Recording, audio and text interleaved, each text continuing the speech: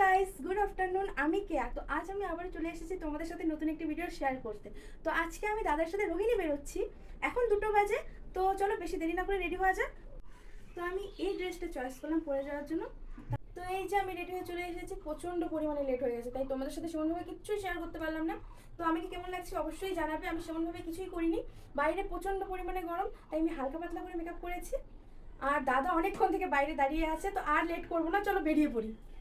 এই যে আমি চশমা পরে নিয়েছি, আর এখানে এত পরিমাণে গরম পড়েছে না, আমরা কেউ থাকতে না পেরে সবাই পাহাড়ের উদ্দেশ্যে বেরিয়ে পড়লাম।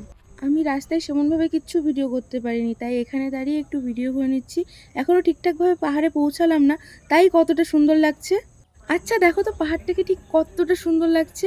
আর আমরা এখন রয়েছি রোহিণী লেগে। নিচে দাঁড়িয়ে আমাদের কারোরই পাহাড় দেখে আর পোষাচ্ছিল না, তাই সবাই মিলে ডিসাইড করলাম যে পাহাড়ে উঠবো। আর যেমন বলে সেমন কাজ, পাহাড়ে উঠে পড়লাম আমরা সবাই। আর পাহাড়ে উঠে এত সুন্দর ভিউ, তোমাদের আর বলে বোঝাতে পারছি না আমি। আর সামনে যে ওই দাদাটাকে দেখছো, পাহাড়ে উঠতে উঠতে এত পরিমাণে ঘেমে গিয়েছে, তাই শেষমেশ ড্রেসটাকেই খুলে ফেলেছে। আমাদের পাহাড় ঘোরা হয়ে গেল, এরপর আমরা একটু ঝর্ণা দেখতে এসেছি। এই ঝর্ণাটা রোহিণী লেক ক্রস করে একটু ওপরে। আচ্ছা তোমরাও কারা কারা আমার মতো পাহাড় প্রেমিক অবশ্যই জানাবে। আর যদি ভিডিওটা ভালো লেগে থাকে তো একটা লাইক করে দেবে। চলো তোমাদের সাথে দেখা হচ্ছে আবারও এক নতুন ভিডিওতে। ততক্ষণের জন্য টাটা।